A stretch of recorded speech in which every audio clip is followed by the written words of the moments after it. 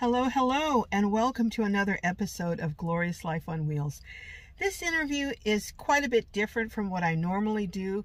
It was such a spur-of-the-moment interview and unplanned that I didn't have time to set up the lighting or anything, so we got a lot of sunlight interference, and it's not quite the quality I normally would like to present to you. But I still think that there's some value in this interview, particularly something I thought was so clever, the way that James, who's been living in his van for 3 years, came up with a really unique and innovative way to provide shade over his vehicle. Also, the fact that it was really essentially initially a no-build van build, where he uses a lot of bungee cords and zip ties and magnets. He did eventually add a power station, and he also has an awning that he added to the outside. But generally speaking, this was a no-build build that didn't cost very much, but I'm going to let him share all that information with you. Let me know what you think of that really creative shade that he I don't know, I wouldn't know if you'd say invented, but that he created. And I'm going to try it, and I'll show it to you when I do. But anyhow, come along, enjoy the video with James, and let me know in the comments what you think. And if you're going to try his little shade get up for your van. I love to do tours like this, where the inside of the van is basically a no-build and done on the cheap, except for the power station, using magnets, bungees, and zip ties. But the main reason I wanted to do this tour was the ingenious way he found on the cheap to provide shade for his van. So stay till the end to see that. Hello, James. Hi, Carol. How's it going? Good. Well, I saw your van, and I saw something on the outside, a few things that I thought were just ingenious, and I wanted to come up and talk to you, and you were gracious enough to take a few minutes out of your day to talk. So what kind of van is this? It's a NV200 2013, N standing for Nissan, V for van. Okay, and I see you have a self-built, and basically you have what you need. You have a bed, and you want to just give us a quick tour of your van. Yeah, not a lot of fabrication, just a lot of duct tape, screws, and magnets is what you're looking at here. So about how much would you say it costs you to put all this together? Not including the cost of the van. Not a lot, considering, like I said, everything's just sort of Legoed together. I would say a trip to the Home Depot, $500 would sound like too much, like maybe $200. I don't know, like just like the wood and the this and the that. I didn't do a lot. I just really, I mean, the cost to purchase bungees and screws is not a lot of money. So I see over here you basically use kind of, are those the wheel wells that you? Oh yeah. And what are those baskets from, like the Dollar Tree?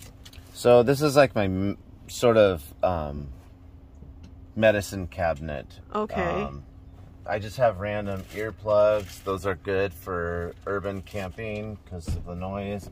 WD-40, because why wouldn't you have that?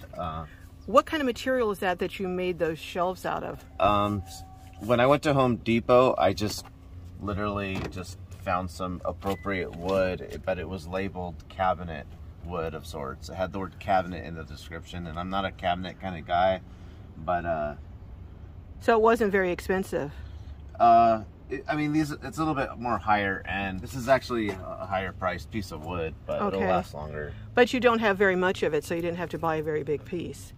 And then, so over there, I see you have more storage. So I've actually made more space than I am even capable of filling, because I had an obsession with making space out of every nook and cranny. If you walk over here and point your camera over here, you'll see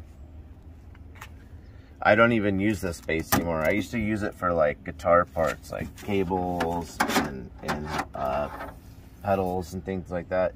I don't even use it anymore. But so you have every single nook and cranny made available. Yeah, exactly. Now what's this over here? So you even use this space over here on the door? This space, I made a thing, you know, out of this. Like you can put stuff here. So every space. Now you have, I see over here, let's look over here. So over here you have a little refrigerator and a coffee maker. You were saying you have a power station plus you have solar on top, and your power station is a bouge over here. But you were telling me that you don't recommend trying to do big items in it or microwave popcorn because it won't really pop a whole bag based on the power. I mean, if you have like a burrito out of the fridge you want to warm up and that takes 2 minutes, you could do that with this microwave. But I don't have the power to really do what people usually expect out of a microwave in their kitchen. So you're not going to heat up a big gigantic lasagna or something. Okay, frozen lasagna. So now I was looking at some other things. Now over here you have these lights, and so how do you have those affixed to the ceiling? Magnets. Oh, okay. So now are they on a remote or just a push button? It's just a push button. All right, and then I see you even have a place for store your scissors up there in the crack. So every single space. Now up there, what is that up there? That black box to the left? That is just a regular tote. What I did is I took the lid of the tote and I screwed that into the ceiling. Oh, okay. And then you take the bottom part and you shove it up there and you put the flaps up and it just sort of sits there. Okay.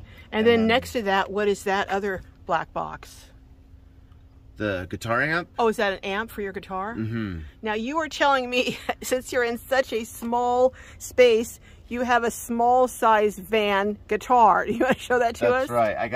I found the tiniest of everything, and then this is a compact guitar I just bought on Amazon. I've never seen a guitar that small. It's maple. It still smells good. Oh my goodness. Yeah. Now I'm looking over at some other things. So your bed, what do you have for a bed? Do you have foam or what? There's old school foam and then new school foam on top. So you just have a foam pad and then foam on top of that. Yes. And is that comfortable? Absolutely. And I see you don't have insulation, and is that a problem? Not here in Southern California, not at all. In fact, you were telling me that actually keeping the metal, you find that helpful. And how is that helpful? Yeah, most like van life YouTube videos, they're always doing the insulating thing, but when you're in Southern California, I actually like having it not insulated because I just use magnets just against the steel sheet metal that this box is made out of. I see, because I even see you have a measuring cup up there that's on a magnet. You have your clock on a magnet. You have everything on a magnet. Now, what is this? What are these two poles up here?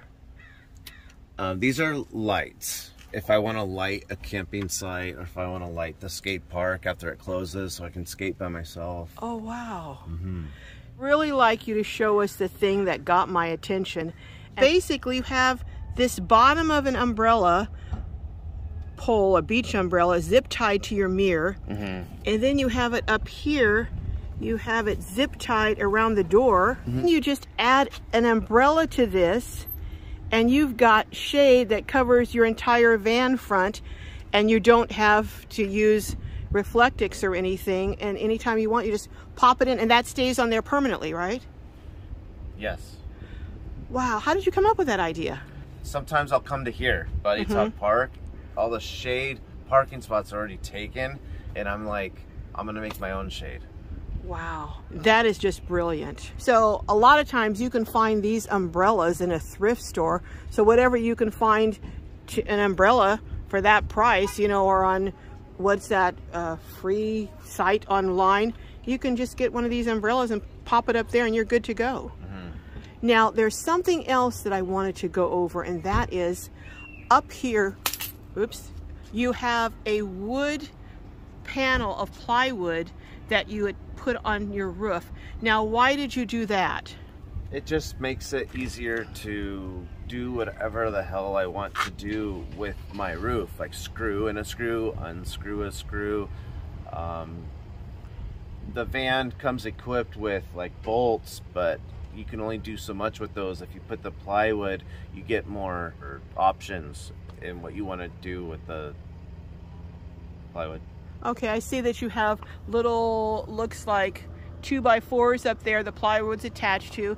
Then you've got your awning attached to it, and I'm looking up here, and you've even got your solar panel attached to that, and anything else that you have attached to that. Wow. One last question I want to ask you, because everyone's going to ask me, how do you use the bathroom in your van? I pee in a bottle. That's what a lot of people do, especially men. I actually recommend it. It's nice not having to get up and walk to the bathroom. It's just put the cap back on and go back to sleep. So you were telling me that if you had to, once you have your van and have it outfitted, you could actually live in here, depending on how much you travel, for about $600 a month if you had to? If you had to, yeah. You know, you don't live on that right now, but if you, because you work full time. I mean, if you're like really caught in a bind in between jobs, you could really live off of $10 a day. Wow. And so that would be $300 a month. Now, how do you find places to park? Trial and error. Okay, but you're pretty stealth, so not a lot of people are going to be looking at you like an RV. That was the reasoning why I got the smaller size. What do you think of living in something this small? How does it work for you? It works great for me.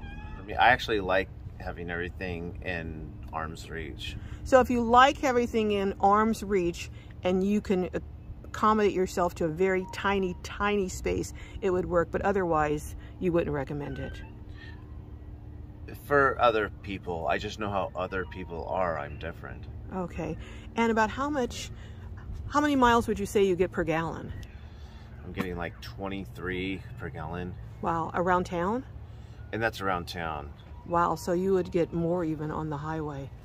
Yeah. All right, well, is there anything you think that I missed that anyone considering van life that I should ask or that you want to tell them?